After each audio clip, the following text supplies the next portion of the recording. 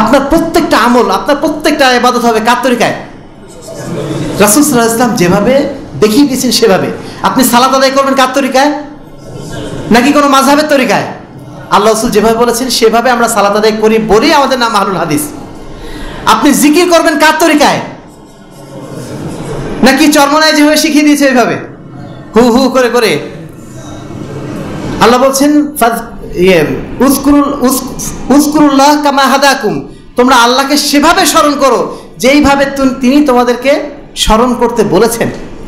আল্লাহকে আমাদেরকে হু হু বলে জিকির করতে শিখিয়েছেন, আল্লাহ আল্লাহ বলে জিকির করতে শিখিয়েছেন। আফজালুজ জিকির লা ইলাহা ইল্লাল্লাহ, সবচেয়ে উত্তম জিকিরের নাম কি? লা ইলাহা ইল্লাল্লাহ। এবং এই লা ইলাহা ইল্লাল্লাহ আপনি বলবেন কিভাবে? চুপে চুপে বলবেন, অথবা অল্প আওয়াজে বলতে পারবেন, একা একা, দল বেঁধে লা ইলাহা ইল্লাল্লাহ আল্লাহ আল্লাহ বলা, হু হু করা। এই জিকির আল্লাহ রাসূল জীবনে কখনো করেছেন? সাহাবীরা কখনো করেছেন? আমরাও কখনো করতে পারি না। আমাদের প্রত্যেকটা ইবাদত হবে আল্লাহ রাসূলের তরিকায়।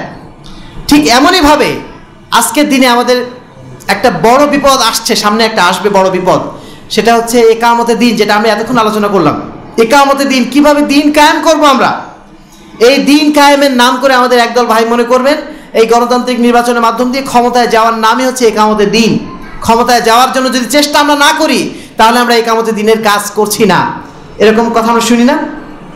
আমাদের যুবক ভাইদের মধ্যে বিশেষ করে আমরা বিশেষভাবে অনুরোধ করব, আপনাদের কাছে এই আলোচনাগুলো এখন আসবে যে রাষ্ট্র ক্ষমতায় যদি ইসলাম না যায় তাহলে ইসলাম কীভাবে প্রতিষ্ঠিত হবে। রাষ্ট্র ক্ষমতায় নিয়ে যাওয়ার জন্য আমাদের চেষ্টা করতে হবে। আগামী নির্বাচনে আমাদেরকে অবশ্যই এমন কাউকে ভোট দিতে হবে যিনি কোরআনের আইন বাস্তবায়ন করবেন। এরকম কথা শুনবো না আমরা? এই কথাটা বাহ্যিকভাবে শুনতে অনেক সুন্দর, কিন্তু বাস্তবটা কি সত্য? তিনি যে কথা বলছেন তার উদ্দেশ্যটা ভালো, কিন্তু তার কর্মসূচিটা এটা কি আল্লাহ রাসূলের সুন্নাত অনুযায়ী হলো? কথা ভালো, কথা তো ভালো যে আল্লাহর আইন অনুযায়ী দেশ শাসন করতে হবে, খুবই ভালো কথা, কিন্তু এই জন্য যে কর্মসূচি আপনি নিচ্ছেন, এই কর্মসূচি নিচ্ছেন আবার গণতন্ত্রের কর্মসূচি। আপনার কর্মসূচি যদি গণতন্ত্রের কর্মসূচি হয় তাহলে তো আল্লাহ রাসূল সাল্লাল্লাহু আলাইহি ওয়াসাল্লামের সুন্নাত অনুযায়ী আপনার কাজ হলো না।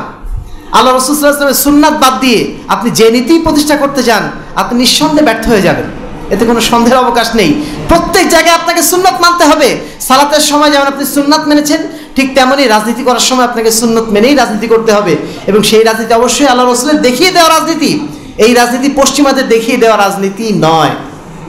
আমরা অত্যন্ত সাবধান থাকবো। আমরা অবশ্যই চাই এদেশের সমাজে, রাষ্ট্রে ইসলাম কায়েম হোক, কিন্তু সেটা আল্লাহ রাসূলের নীতি অনুযায়ী। সেটা আমরা যেটা প্রথমে বলেছি তাজকিয়া, তাওহীদ এবং সুন্নাতকে কায়েম করতে হবে সমাজের প্রত্যেকটা ক্ষেত্রে। আপনি বাজারে আছেন, আপনি একজন দোকানদার, আপনি কখনোই মানুষকে মাপে ফাঁকি দিতে পারেন না। আপনি কোনো অবস্থাতে মানুষের উপর জুলুম করতে পারেন না।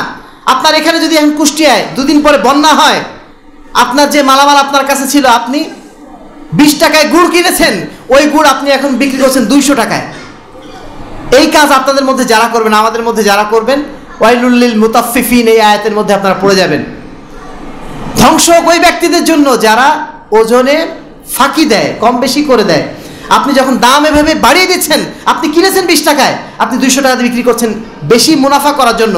মানুষের বিপদ দেখে এটাকে আপনি পুঁজি বানিয়ে আপনি মুনাফা বাড়ানোর জন্য এই কাজটা করে বসলেন। তার মানে আপনি আপনার সুন্নাতি তরিকায় আপনি থাকলেন না। আপনি সালাত পড়ছেন সুন্নাতি তরিকায়, আপনি ব্যবসা করছেন অন্যের তরিকায়। আপনার জীবনের প্রত্যেকটা কাজ হতে হবে আল্লাহ রাসূল সাল্লাল্লাহু আলাইহি ওয়াসাল্লামের সুন্নাত অনুযায়ী। তাহলেই আপনি প্রকৃত অর্থে সুন্নাতের অনুসারী হলেন। প্রকৃত আহলুল হাদিস আপনি তখনই হতে পারবেন যখন আপনি জীবনের প্রত্যেকটা ক্ষেত্রে সুন্নাতের অনুসরণ করবেন। তাহলে আহলে হাদিসের রাজনীতির প্রথম যেটা পয়েন্ট, সেটা হচ্ছে তাজকিয়া, পরিশুদ্ধিতা। এই পরিশুদ্ধিতার দুইটা মাধ্যম কি? একটা হচ্ছে তাওহীদ, আরেকটা কি? তাওহীদ এবং সুন্নাত। এই দুটো জিনিস দিয়েই আমরা সমাজকে পরিশুদ্ধ করতে চাই। এই সমাজ যখন পরিশুদ্ধ হবে তখন পরবর্তী কাজগুলো অটোমেটিক্যালি হয়ে যাবে। আপনি যখন পরিশুদ্ধ হবেন, দেখবেন আপনাকেই সমাজ একদিন নির্বাচন করে নেবে। এই যেভাবে উপদেষ্টাদেরকে নির্বাচন করে নেওয়া হয়েছে রাষ্ট্র পরিচালনার জন্য, ঠিক তেমনই আপনাকে নির্বাচন করে নেওয়া হয়েছে। না, এই লোকটা এই সমাজের সবচেয়ে পরিশুদ্ধ ব্যক্তি, এই লোকটা এই সমাজের সবচেয়ে আদর্শবান ব্যক্তি, এই লোকটাকে আমাদের নেতা হিসেবে নির্বাচন করতে হবে। আপনার নেতৃত্ব চাওয়া লাগবে না, অটোমেটিক আপনাকে আল্লাহ রাব্বুল আলামিন নেতৃত্ব দেবেন। নেতৃত্ব চাওয়ার জিনিস না, নেতৃত্ব আল্লাহ রাব্বুল আলামিন দেন। ওয়াদাল্লাহুল্লাযীনা আমানু ওয়াল্লাযীনা আমিলুস সালিহাত তারপর কি বলা হয়েছে? লা ইয়াস্তাখলিফান্নাহুম, যারা ঈমান আনবে আল্লাহর প্রতি এবং সৎ আমল করবে, আল্লাহ রাব্বুল আলামিন ওয়াদা করেছেন তাদেরকে আল্লাহ রাব্বুল আলামিন খেলাফত দান করবেন, নেতৃত্ব দান করবেন আল্লাহ রাব্বুল আলামিন। আপনাকে চেয়ে নিতে হবে না। ডক্টর ইউনূস যেমন তার নেতৃত্ব চেয়ে নিতে হয়নি, তার সাথে যারা উপদেষ্টা ছিল তাদেরকে নেতৃত্ব চেয়ে নিতে হয়েছে, নেতৃত্ব আল্লাহ দিয়েছেন তাদেরকে। ঠিক তেমনইভাবে আমি আপনি যখন আদর্শবান মানুষ হতে পারবো, সমাজে আমাকে আপনাকে নেতৃত্বের আসনে বসিয়ে দেবে, আমাকে চাইতে হবে না এভাবে।